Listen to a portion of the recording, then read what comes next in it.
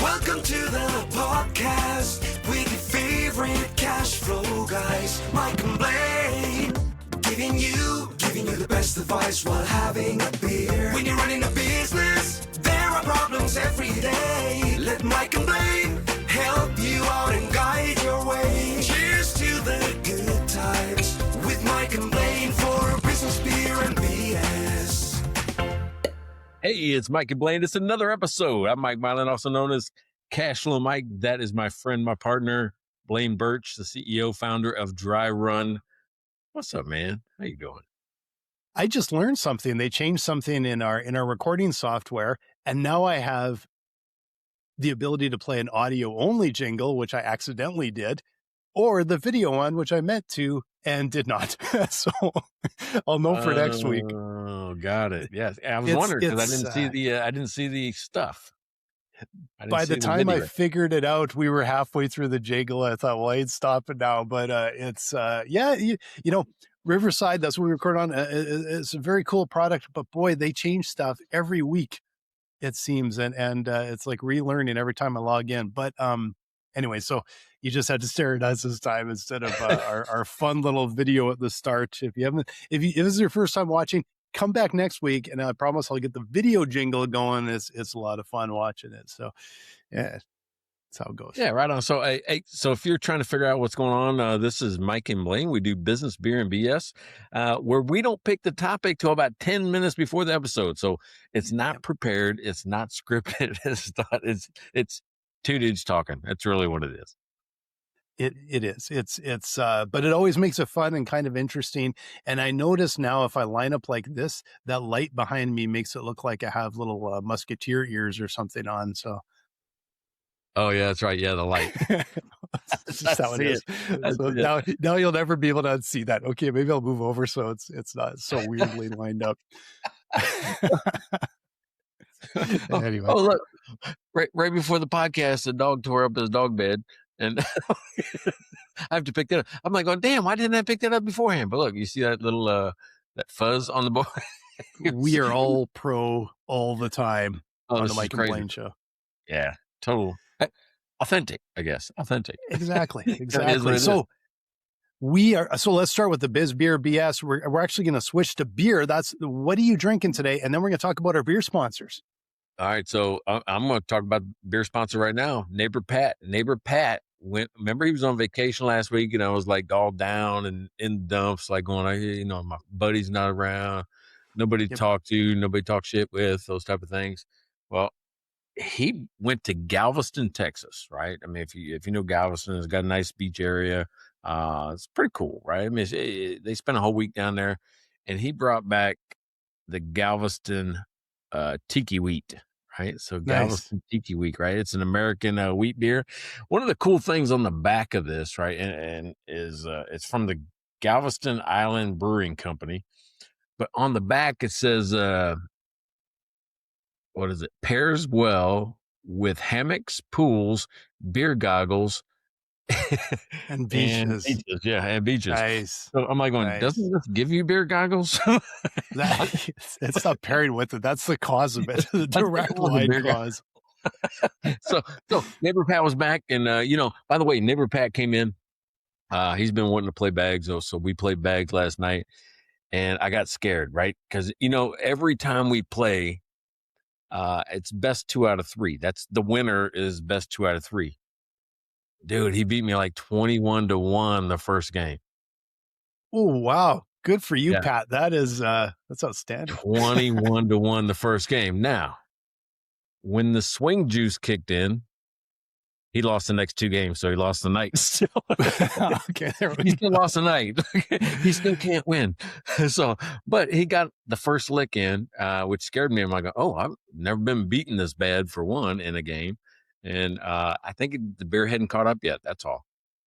That reminds me of the famous WKRP episode where Dr. Johnny Fever, they had a cop in the booth with him and testing his reflexes. And the more he drank, the better his reflexes got. And the cop didn't know what to do because it was just on air because they were trying to, say how bad your reflexes get. And then Dr. Fever's got such bad reflexes to start off with. It got faster. It was a funny episode. Also one that's probably less than appropriate today, but they got away with in the 70s and 80s, I suppose.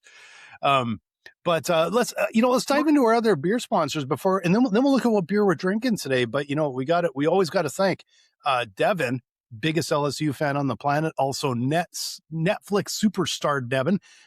Thank you so much. Been a long-time supporter of the show, and cheers to you, Devin. There you go. Thanks, Devin. Appreciate that.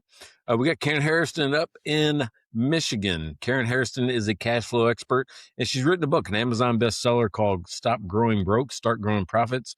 Go check it out. If your business is struggling, if you're having a tough time, you need a consultant, you need just some advice, or you need some help, maybe self-help with the book, check out her book. Contact Karen Harrison up in Michigan. And for a second, I thought you were going to have the state wrong again when we had Houston, Missouri a few weeks ago. I was just waiting to see if that came up. You don't have to keep bringing that up. Oh, I do. It's pretty funny. I like that one. But we also got to talk about CPA Larry Weinstein in Houston, Texas. Best CPA in Houston, in Texas. Go talk with him if you need a CPA. Thanks again, Larry. And passing over to you for our new sponsors came on last week. Our first subscriber, somebody just keeps going. Our first subscriber. I didn't even know you could subscribe till he did it. So, very cool. But I'm going to give him a nickname, right? We're going to give him a nickname because he's focused on the family and he's part of the family. So you know how we got neighbor Breger and neighbor Thomas and neighbor Pat. And I got a funny neighbor Pat story right after this.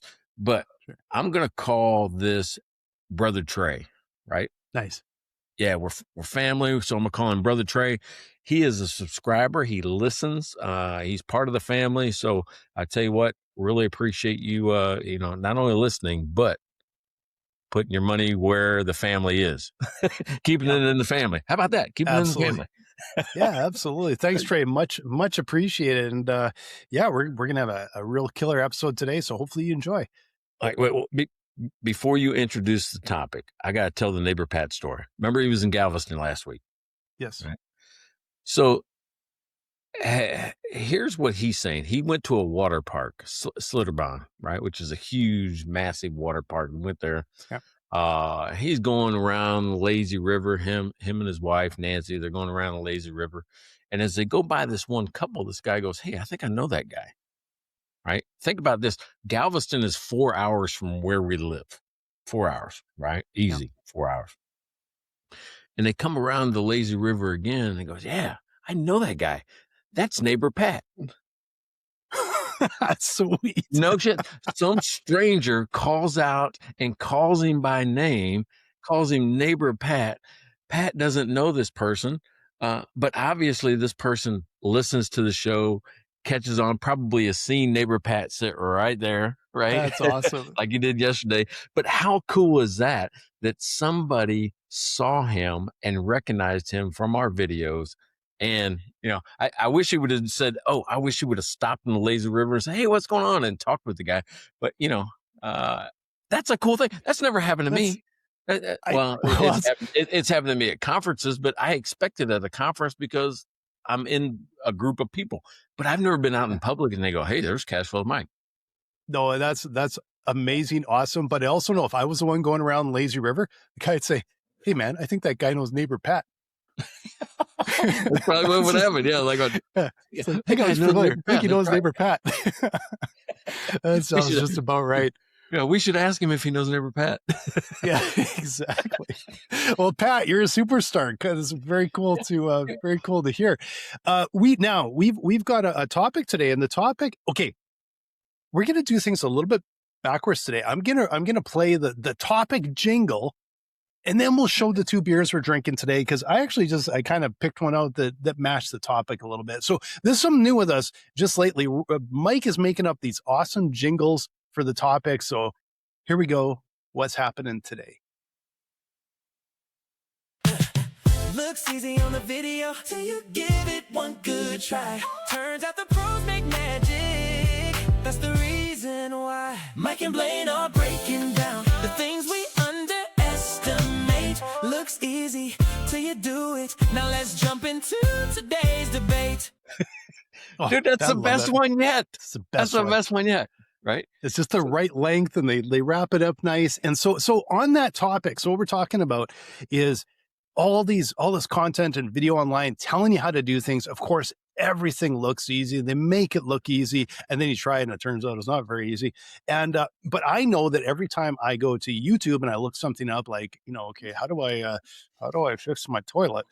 Go there and I look, and it's like there are so many videos. I don't even know which one to look at. So today I grabbed Super Saturation. I love this can from Cabin Brewing in Calgary, and I just like that Super Saturation. That's how I feel every time I go to. I know it's a bit of a weak tie-in, but I'm going to try and do it. But Super Saturation, Cabin Brewing, delicious hazy IPA, one of my favorite IPAs in the province, and I love Cabin Brewing. So if you are in Calgary or near Calgary, make sure you go and check them out. What do you got going? Oh, well, I'll show you Oh, again. geez. You had that one. You told me about it. I should have introduced mine at time. Okay, we're off the trolley tracks on the order of our beer introductions today. You started out the day in the wrong room. Oh, I know. Yeah, you didn't keep up with. I'd already introduced my beer. that is Brain fog. that is true. But it's all this new jingle thing has got the order just a little bit different. So we got to settle into the rhythm. But I love the topic today. So how did you come up with this idea?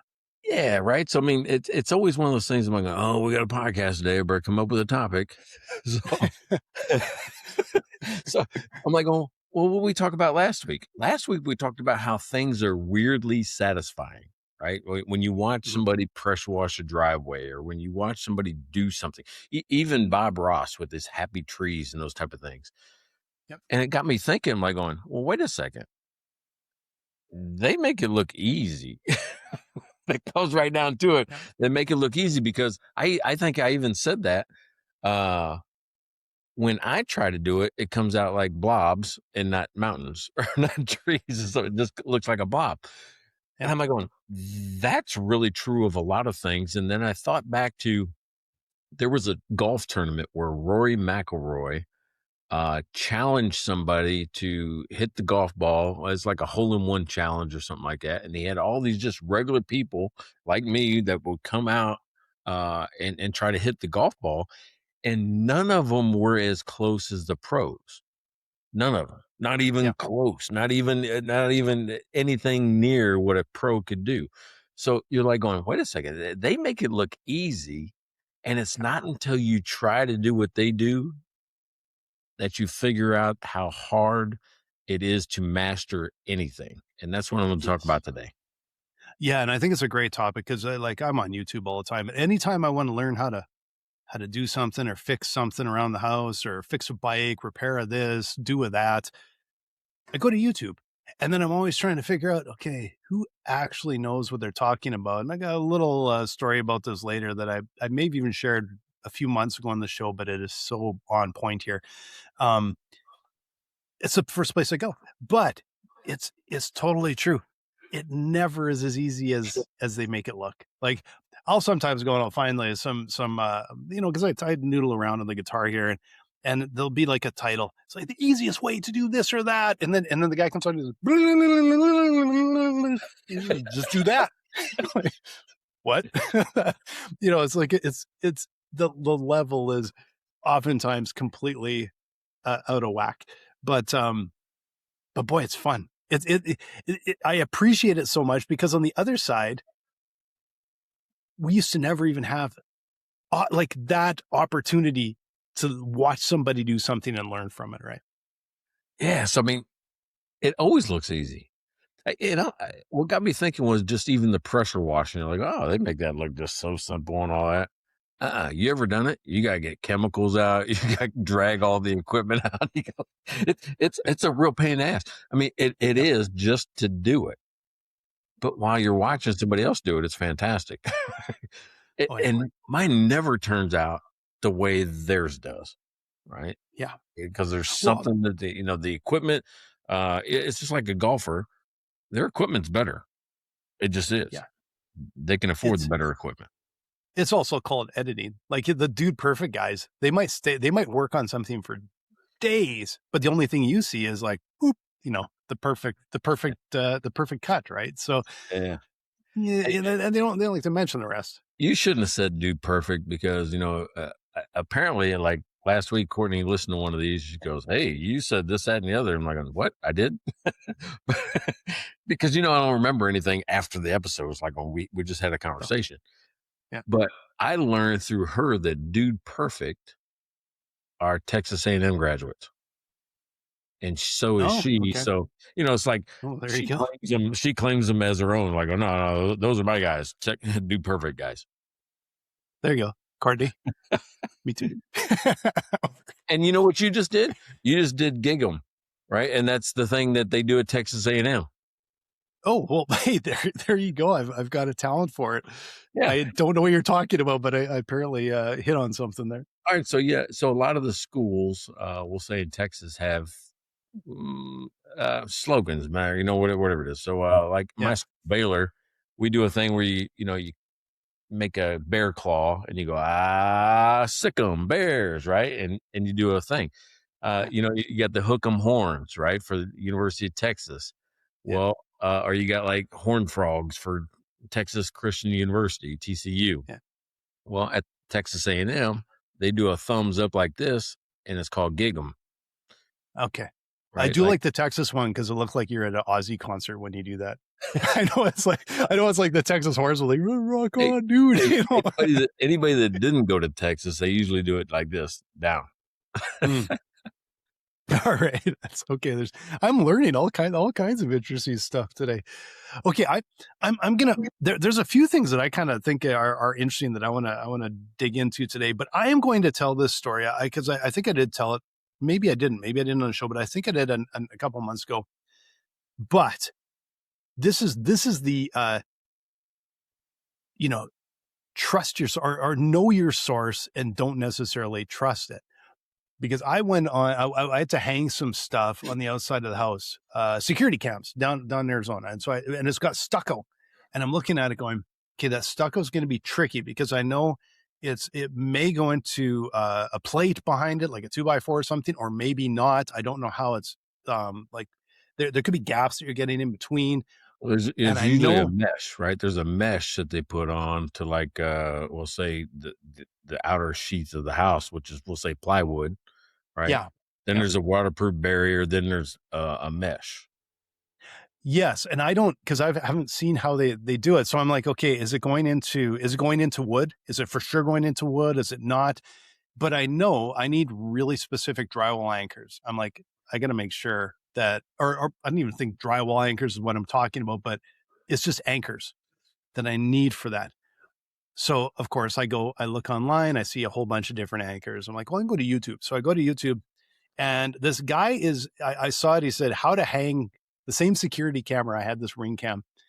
And so I said, oh, I wonder what kind of anchors he used. Okay. And where this all started is because when I got the cam and I pulled it out and it came with anchors and I looked at that and went, those are garbage. There is no way I'm using those garbage anchors. They're not going to work. Yeah, they're not going to work. So this guy goes and I'm going, okay, what's he using for anchors? And he drills into the side of his house. This is the how-to video. This guy's the expert, supposedly. The title of his video series, he's some kind of expert. Then he pulls out the anchors and he goes, yeah, these anchors, basically, like, they're garbage. These are not the right kind of anchors. I'm like, yeah, no, I know. What are you going to use? He used them. He used these crappy anchors anyway. And then, and you can see like the camera's like wobbly after and stuff. And like, he even recognized they're the wrong anchors. And I was so frustrated and so annoyed. Yeah. So I do my research, got anchors. Of course, like that, the house will fall down, that camera ain't coming off after I was done with it. But I could not believe the guy actually did it wrong and then put it out there as a how-to video. Like, unbelievable. Every time I have to drill into stucco or anything like that, it's such a pain in the ass. You got to get the right bit, right? Or you're not going right bit, anywhere without the, concrete type bit. Yep. And it's just a pain. It's just it's a struggle doing anything into stucco. Oh yeah. Yeah. So I had to think of all the stuff I had to do just to like put 2 screws in the wall. Like I had to buy a specific bit. I had to buy specific anchors.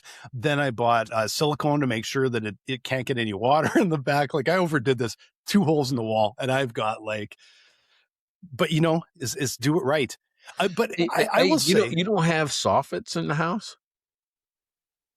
Like well, you couldn't went up into the soffit and then let it hang down? no, because like, well, I technically could have, but where I wanted it and where I wanted the camera, and because I tested it, I was up on I literally had my phone out. I had the camera. I'm like, okay, here's the angle. Here's what I want to see. Here's all that, and I've just found the perfect spot. Now it was covered. There's no way water's getting in there, but I cannot do it without doing it right. So I over-engineer it. I made sure it was right, and it looks tight. It looks really Yeah, cool. well, we got 2 cameras on the back of the house, and they're both in the soffit, so you're almost going right into wood. So it's super easy that way.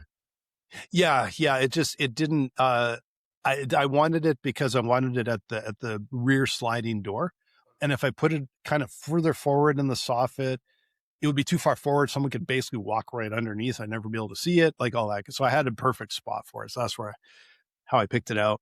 But I will say, like the sort of the blind leading the blind a little bit. A few years ago, I was straightening a bike wheel, and so I had if you have the little thing you can twist the spokes, right, and the little tool twists the spokes, and you can pull a wheel into true. And so I kind of went online and I looked, and I'm like, man, there's nothing here really telling me what to do. But the thing to me is, how do you know it's coming into true? So what I did is I just made a little jig, really just some elastics, and I think I had a couple little pieces of wood or something. Put them on either side of the wheel, attached to my forks, so that as I spun the tire, I could see it's like I had these little micrometers that would tell me where the tire was out, and I could adjust the spokes. Right, it worked really well. So I'm like, oh man, I should put a video online about that. First time I'm doing this, and I'm like, I should put a video online about that. And then the idea was like, oh, I'm not doing that. This is too much work and everything. But it worked. It actually worked really well. It would have probably been really useful information to someone doing that so they could actually build this out. And it worked really well. But I got too lazy. So I was the opposite. I'm like, yeah, I'm not bothering. Yeah, so I mean, a lot of those videos are edited, right? Because you can't build a table in 12 minutes. Yeah, exactly. That should be your first clue, right? It's going to take you about 20 hours and thousands of dollars to be able to do it.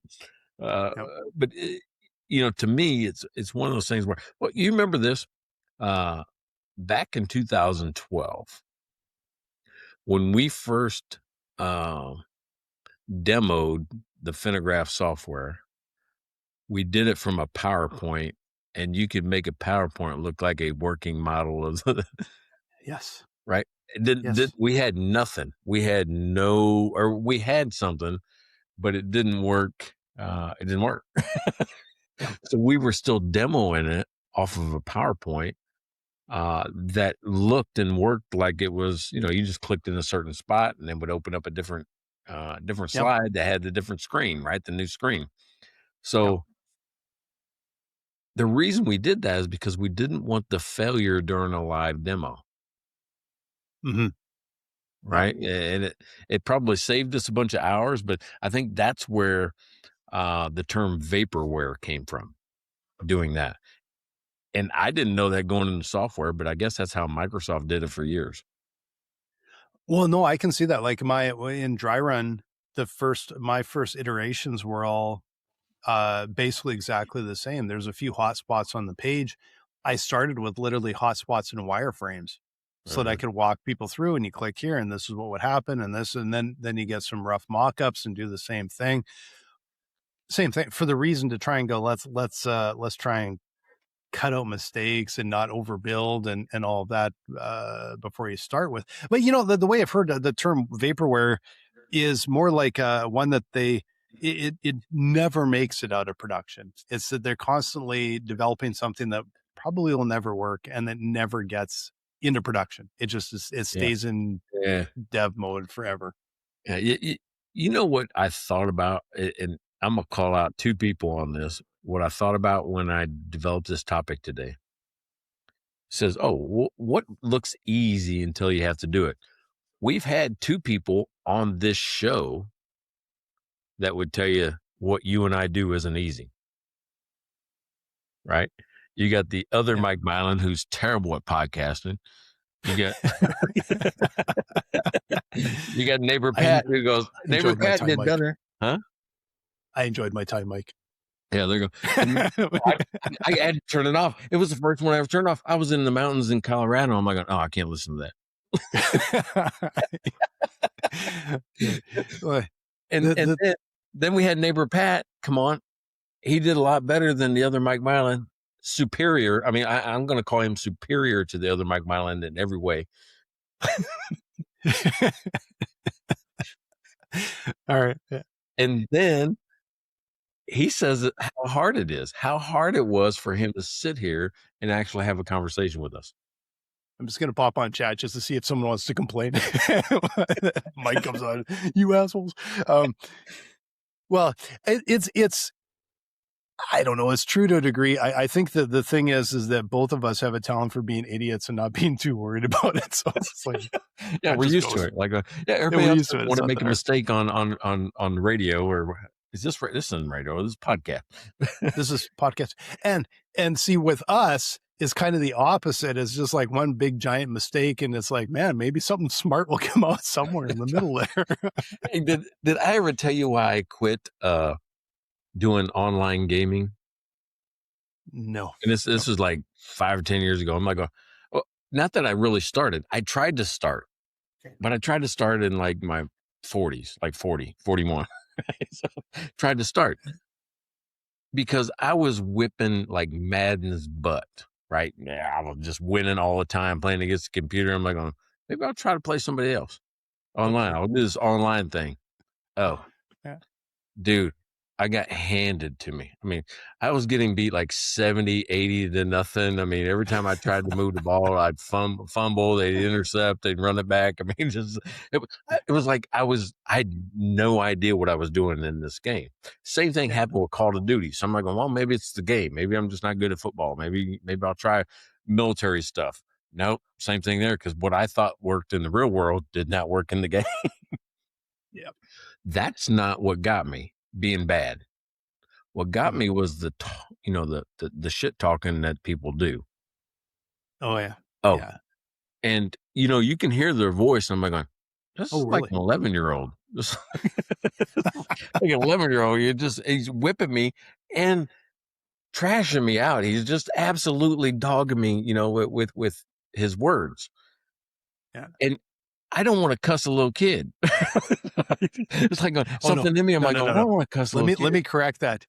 You do want to. You just have the self-control not to. I know how that works. So this guy's just dogging me like how terrible I am. I suck. I do all these bad things in his world, right? He's telling me and calling me everything I've ever been called in my life. Yeah. The only way I can think to respond was, oh, I'm going to talk to this kid's mom. I'm telling on you. I'm telling you. So I'm like, well, hey, put your mom on the phone, man. I want to talk to her. And he goes, what phone, old man? You're not on the phone. He goes down a whole nother line of just insults. I'm like, oh yeah, I'm not cut out for this. So I can't really talk jive to, or shit to a little kid. I just can't do it. I can't do it. Just like, so I quit. See you later. I quit the online gaming. Yeah, I could see that. You probably would have lasted longer than me because I don't think I would make it even a few seconds in. But it's okay. So that's another thing, though, right? They make it look so easy. When I'm watching them do, I'm like, how do they do that? And I'm trying to do it. No, nothing. Can't make it happen at all. It's just frustrating. Well, and the thing is, I think there's 2 areas. Okay, so from my experience, there's 2 areas here. There's the how-to that is a little bit inconsequential. Like it's kind of fun to watch, but there's if you don't learn from it, there's virtually no consequences. Like, yeah, okay, you probably don't get any better at Madden or playing a whatever scale on a guitar or whatever it is, right? But the part that concerns me, and we've talked a little bit about this before, is some of it actually has consequences. And the way that where I want to circle this in is all the self-proclaimed experts that tell young entrepreneurs and startups how things are done.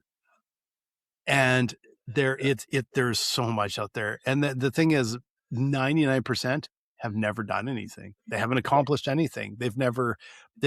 But they have so much conviction, and they could even have a really big following, but the consequences could be fatal to a business if you follow and go all in on the wrong bit of advice, right?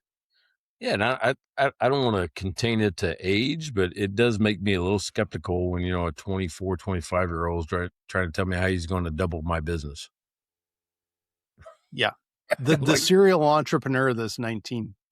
and then have you actually done it yet? Because true entrepreneurs, they're if they talk, they look more like the guy that went 10 rounds with Tyson, and might not have even, probably didn't win, but you come out, you're bloodied, you're bruised, you're missing some teeth. You're like, that's unfortunately the what happens with entrepreneurship. And I'm just pulling that out because I'm familiar with it, but there's other areas on the how-tos and the advice that it's not vetted. There's no regulation on it. There's no, and so you have to make the decision and the determination. Is this going to be helpful or not? And sometimes it's really hard to think not, especially early on in entrepreneurship, because you're looking for any answer that works. It's so hard. And you're looking for any answer. And someone that says, I got the answer, and I'm so smart, and I've done it a million times. It's hard to say no or ignore it until you've been burned a few times. Well, I think that's the biggest connection back to business right there is, our customers or people around us only see the result. Oh, he's got a great product. Oh man, he's got a great business. Look at all the customers, and he's speaking here, and I see him on social and all this type of stuff. They don't see the preparation or, the failures that happened before that. Yep. Or, the stress, the late nights, the scrambling to find money to pay a bill. They don't see that part. Exactly. They just see, what you show them, I guess. Exactly. The sleepless nights that, like you talk with other entrepreneurs, and it's amazing. This happened just about a week ago. And so I was it was the sleepless night sort of thing came up, and it's like kind of just a typical thing with entrepreneurs. There's sometimes where you're just not sleeping, but you're just not going to, so why even try? And that's just what happens. And but there's so much. Okay, there's two sides to it. There is so much misinformation that could literally potentially be fatal, especially to an early stage business that goes just down the wrong path, all in on the wrong side. And the flip side is there's so much good information, and some of it could be the stuff that actually takes you that next step and accelerates your business. And there's no one step that'll win. I will tell you, there's no one step that'll ever win for you. The best case scenario is I've gone from here to here. I've got that one step forward, and I figured a little more out, and I've got some good results from it. The problem is, how do you determine at the time whether it's good information that may move you forward or not? And the only thing I'll say is the loudest and the most confident is probably the most wrong in my experience. That's the one sort of flag, the red flag that comes up all the time for me. Yeah. What's interesting about that is, you described going from here to here, right? Just your little circles. And I almost think that competence, because of that, is invisible. Other people can't see it. You've learned, you've gained, you've taken a step. But when you're professional, when you're really good at something, your competence really isn't seen by others because you make it look either easy or boring. Yeah, it's true. Yeah. Right. And then when they try it, they go, oh shit, I think he knows something. Yeah. Yeah. And you're right, because the kind of going back to the metaphor of, if you want to learn something sort of new on guitar, and it's like, oh, so easy, you just do this. And then there's the one that may come out and say, yeah, do this, doon, doon, doon, doon, doon, doon, doon, doon, doon, every day for 3 hours for a year. And you're kind of like, okay, right? Like, okay, it's what it tells you is how hard and how painful it is to try and get to that point, right? I picked up a guitar 25 times or more trying to do that. And I'm gonna tell you, and I've watched videos and trying to learn. I haven't taken any formal lessons. That's probably on me. That's on me. But it's a time commitment. Yeah, yeah. Well, it's hard. Yeah, yeah. So I found out during that process, trying to learn just even a song. I'm like going, I'd be happy if I could play one song really good. I've learned that the internet doesn't just create unrealistic expectations of what I can do. It gives me unrealistic confidence that I can do it. Right. It looks easy. It looks easy. If he can do it, I can do it. No. I was on a somewhat related topic. I was over, we were out with friends at a sort of a new friend's place last weekend. And he's got a piano and a bunch of guitars and stuff. And we started kind of jamming there. Right. And the problem with my guitar playing is I played a lot when I was younger, and I've forgotten so much more than I'll ever know. And so we were trying to find some songs that we could play that a little bit of a different generation, and that we would be able to play the same song kind of thing. Right. And I went back and I started playing a song, and this is just the how hard some of this stuff is. Songs that I used to know inside out, backwards, forwards, all the way through when I was younger. I could start, I would get about 3 or 4 chords in, and I would, and then all of a sudden be like, uh-oh, I'm stuck. Yeah. And I would fight to find a chord. I'm like, I guess we're not doing that one because I can't find it. And then, a little later in the evening, also I'm like, oh shit, I got it. I got one chord, and then it would take me another 30 seconds into the song before I would get stuck again. And it was amazing how, as a this stuff, and your brain, it's in there somewhere, but it takes time. It's like if you took years off of throwing bags, and it's like, and at some point you'd be like, oh yeah, okay, it's coming back. It's coming back. The muscle memory's there, but it isn't instant. When people say it's like riding a bike, it's not like you hop on and you're awesome. It's like you hop on and you kind of remember some of it, but to get good again and ride it down like a sheer cliff, that's it. You're not gonna be able to necessarily do that right away. That happened to me, right? I mean, we didn't play bags in a month or two. I got beat 21-1 in one game. And then it clicked. I will tell you, one of the most satisfying things that I thought was really fun to watch, and I should not take joy in this, but I was at Goldwater Brewing probably last March.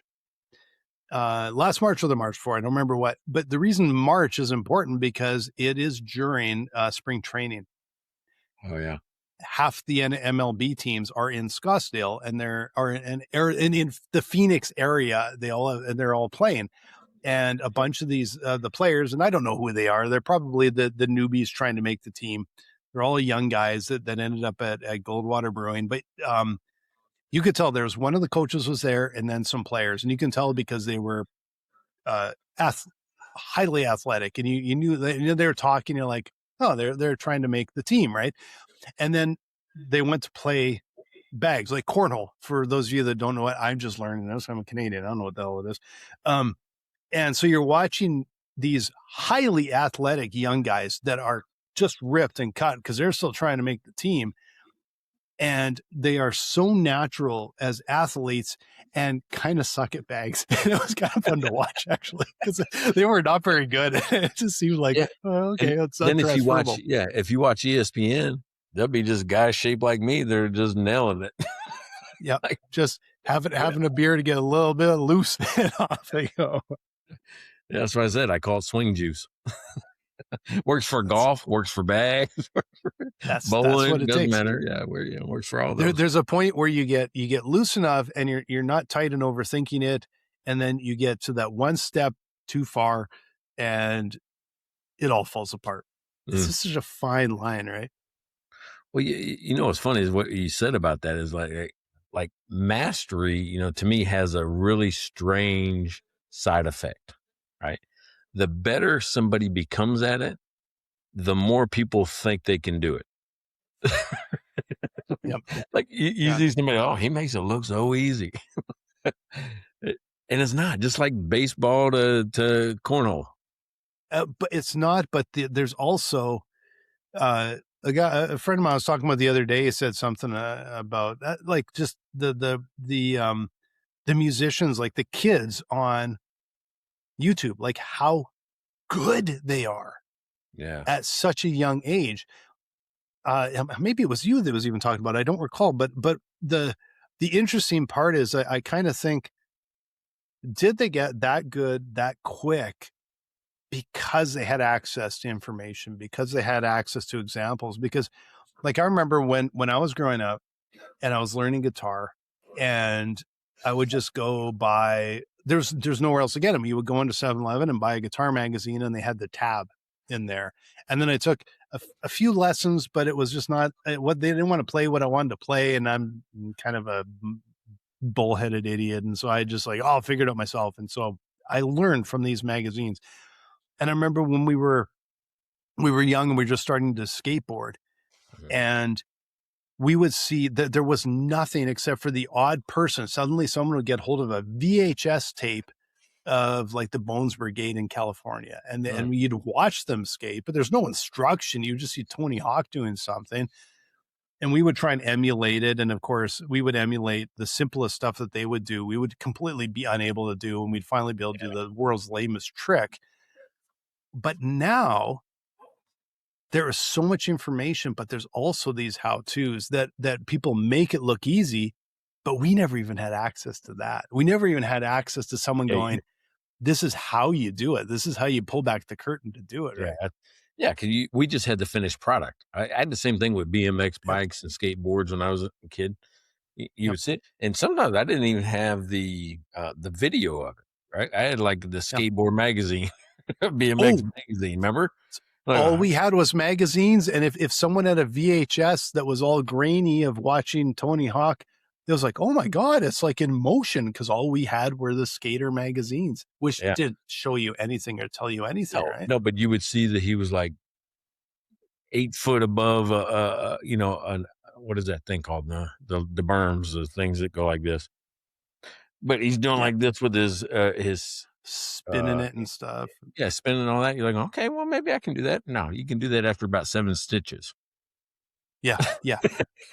Like you watch I still remember, like you'd watch like a Bones Brigade, he's a Lance Mountain or something, to drop into a half pipe and be zipping back and forth. And we had built we had a quarter pipe, and friends of ours had a half pipe, and it probably took 2 weeks to drop in without landing on our face. Oh yeah. That was like epic. It's like the first guy that was standing there with the tail of the skateboard on the edge, looking down and going, all right, here we go, and dropping in and not totally wiping out. And the first time you do it, it's like, oh my God, that feels so amazing. All I did was boop and ride down without wiping out. And it was like that, and then eventually you could ride it and you'd go up and you'd, like hook your wheels on and then back down. And that's like, I think that was the best trick that any of us ever made. There was no handstands and shit like that. Like we never got close to that stuff. We tried, but you never even got even remotely close to that stuff, right? It just you're probably the reason why kids have to wear helmets now. Oh man, I don't know. Yeah, like how did you survive? How did I survive without helmet? I think I got my first. I never did wear a helmet skateboarding until I was in probably a few years ago. Biking, I didn't wear a helmet until we were mountain biking places that we probably shouldn't really be mountain biking, but I was in university. Like the first 19 years of my life, 20 years of my life, no helmet. And yet, like you, BMX, making jumps out of plywood and some bricks. Yep. Or finding a mound of dirt and smashing into everything. That's not a good thing. That's not a good thing, right? I've got pictures somewhere around the house here of I guess a quarter pike. What is that? Quarter pipe? Pipe, yeah. That we built in the backyard. So imagine 14-year-olds building a quarter pipe. Right? It looks like 14-year-olds build a quarter pipe. It worked though. It didn't fall apart. It did whatever, but I never got good at it. I got good enough to go kind of up halfway, spin and come back down. Yeah, I got good enough to do that. We could drop in, and friends of ours with a half pipe, we could get up and you like I said, you maybe catch your wheels and then kind of go back down. If you could do that, you're a superstar. And it sounds silly, but yeah, I think we made ours too tall because nobody could get to the top going up it. Yeah, a quarter pipe was hard to get up. Well, I don't think I could drop in, but we never get all the way to the top. A half pipe, you would have enough momentum and speed, you could get to the top. We just there was I don't remember who they were anymore, but there were some kids that we knew that their dad made them a half pipe in the backyard, and it was like, oh, this thing's amazing, right? So that was always a special day when we got to ride the half pipe. And but there nobody was ever in my group. Nobody was ever good enough to learn much from. You'd get a little bit of a step forward, but nobody was like some like phenom or anything. Yeah. I went to a skateboard competition in Arizona this year in Fountain Hills, and I don't even know where I saw it. I saw it online somewhere. Skateboard competition. And it was all locals, and then they had a group of pros that could also skate. I can't remember what they called them, but it was basically the pro group. And the pros were like, of course, incredibly good. But what was amazing was how good the non-pros were. And I'm talking kids down to like 8-10 years old. And we're really quite accomplished. And I think it's a combination of, you have access to information online, but I think sometimes it's the person that there's some people in the group that are the ringleaders and have set the example and learned the fastest, but they're learning much faster than before because they have access to all this information, and then they're passing that down. So it's not just like the phenoms get better. I think it brings the water level up for everybody because you have these leaders that are really, really good at what they're doing, right? And you want to be like them, so you're trying to watch and master and practice, right? Yeah, and they're willing to show you stuff that they've learned, but they've probably learned it because they're so advanced. They're on YouTube trying to figure this stuff out. Yeah. So is there a job out there that you wouldn't last one day at right now? There is every job working for someone else that I wouldn't last one day at. I don't think I would be a very good employee anymore. I haven't had an employer in, I don't know, probably 25 years or more. So I would suspect I would probably not be a very good employee just about anywhere at this point. Yeah, so I was thinking about that, right? Because you're like, oh, I've got zero. They make it look easy at these jobs. I'll say Brother Trey, right? Brother Trey has, I don't know if it's 6th, 7th, or 8th grade. It's somewhere in that where he teaches a course, right? I mean, he teaches like careers and those type of things. Yeah, I would not last one day with that group. I'm pretty sure. I wouldn't last 30 seconds. I'm out. I could tell that I'm not the right person for that job. He's masterful. We'll go to events or we'll go out to even eat or whatever. There's always some kid, because he deals with almost all of them in this area, right? Because I think it's almost a mandatory class they have to take. They go, hey, and all of them know him by name, come up, high five him, those type of things. Me, they'd probably not do that. No, they'll know neighbor Pat. That's like that. We're building superstars here. Yeah, that's funny. So, so I think and then have you watched any of the sports like the soccer? The basketball. I wouldn't last one day being NBA or Major League Soccer or FIFA soccer referee. I'm talking about the referees or the umpires and those type of things. Wouldn't last one day, because these guys are making split-second decisions, and how often they get it wrong. I'd probably get it wrong even twice as much. If you're lucky. If you're lucky.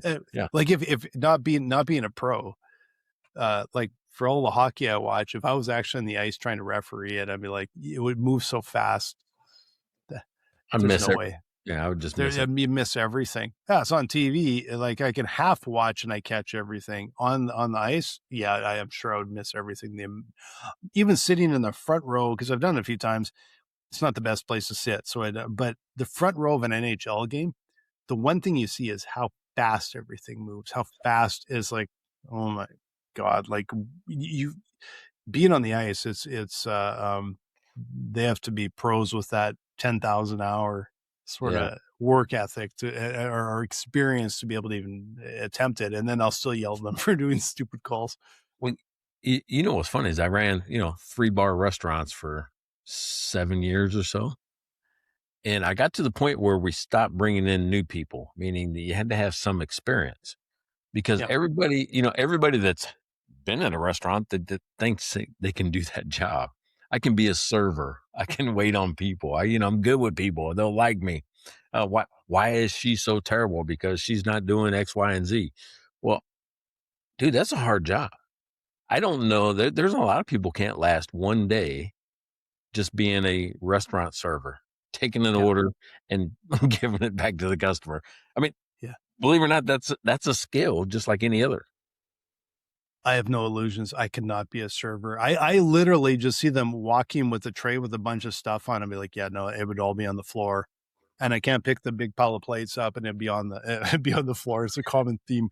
But like I was at a friend's restaurant not too long ago, and there's a new staff member, and I told him a few days later, I'm like, but I could identify, like, you got a gem there, because a staff member, we were sitting on the patio, and there was a family walking up to the door, and there was elderly, probably the grandpa with a walker, and it was just barely moving. And this staff member came running out the door, ran around the side, opened the door for him. Brand new staff member. First time we'd ever met them. And so I had to tell my friend, I'm like, you got a gem there.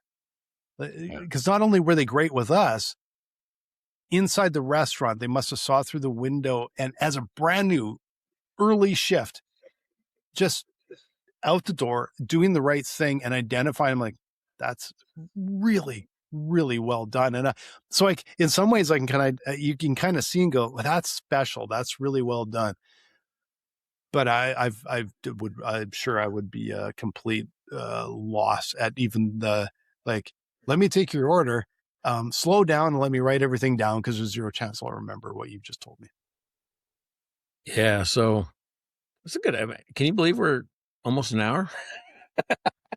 That went fast. This was a good one. This was a good one. So here's what I think I learned off of this, right? The better somebody gets at something, the more they hide how difficult it really is.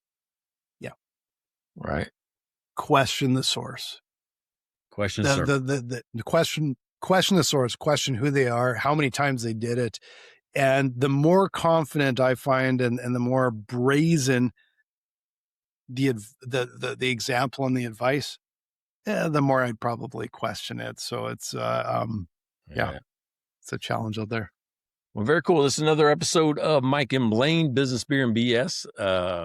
And if you like this, if you like what we're doing, because it's a whole different twist on what we've done over the last 5-6 seasons now, I like it. I like the trending topics. I like talking about different things that people talk about and connecting it to business. I think that's what we're trying to do. So if you like it, tell your friends, like, subscribe, tell your friends to like and subscribe, and come back and join us again. Yeah. And make sure you go to mikeandblaine.com and you can buy us a beer. $5 an episode is the most inexpensive, no inflation on that side. We will talk about you every episode that you buy a beer for.